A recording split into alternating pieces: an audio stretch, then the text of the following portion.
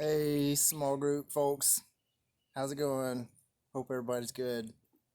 I'm going to read Mark 13, but I thought, hey, there's no sense. Look at my funny face. So I just decided to point it out into the woods. And you'll probably see some dogs and little girls playing. So today's reading is Mark 13.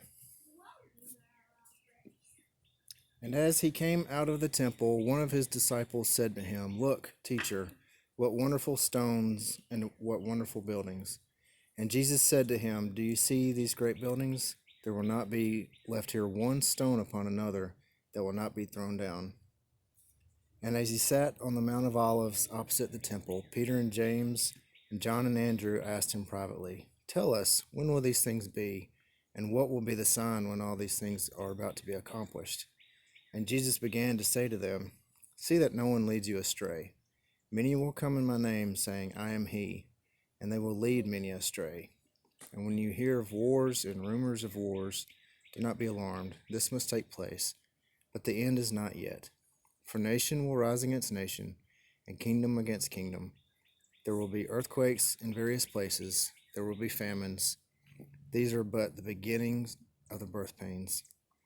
But be on your guard, for they will deliver you over to councils, and you will be beaten in synagogues, and you will stand before governors and kings for my sake, to bear witness before them. And the gospel must first be proclaimed to all nations. And when they bring you to trial and deliver you over, do not be anxious beforehand what you are to say, but say whatever is given you in that hour. For it is not you who speak, but the Holy Spirit. And brother will deliver brother over to death, and the father his child, and children will rise against parents and have them put to death. And you will be hated by all for my name's sake, but the one who endures to the end will be saved. But when you see the abomination of desolation standing where he ought not to be, let the reader understand.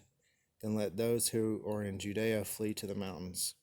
Let the one who is on the housetop not go down or enter his house to take anything out, and let the one who is in the field not turn back to take his cloak.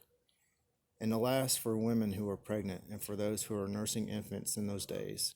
Pray that it may not happen in winter, for in those days there will be such tribulation as is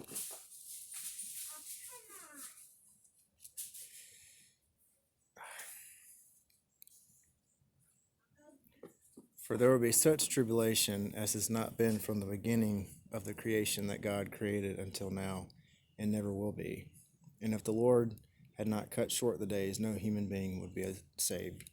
But for the sake of the elect whom he chose, he shortened the days. And then if anyone says to you, 'Look, here is the Christ,' or 'Look, there he is,' do not believe it. For false Christs and false prophets will arise and perform signs and wonders to lead astray, if possible, the elect. But be on guard, I have told you all things beforehand. But in those days, after that tribulation, the sun will be darkened, and the moon will not give its light, and the stars will be falling from heaven, and the powers in the heavens will be shaken. And then they will see the Son of Man coming in clouds with great power and glory. And then he will send out the angels and gather his elect from the four winds, from the ends of the earth to the ends of heaven. From the fig tree learn its lesson. As soon as its branch becomes tender and puts out its leaves, you know that summer is near. So also, when you see these things taking place, you know that he is near at the very gates. Truly I say to you, this generation will not pass away until all these things take place. Heaven and earth will pass away, but my words will not pass away.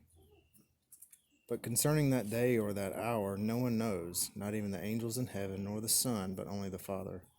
Be on guard, keep awake, for you do not know when the time will come.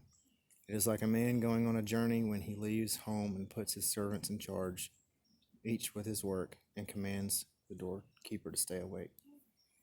Therefore stay awake, for you do not know when the master of the house will come, in the evening or at midnight, or when the rooster crows, or in the morning, lest he come suddenly and find you asleep. And what I say to you, I say to all, stay awake.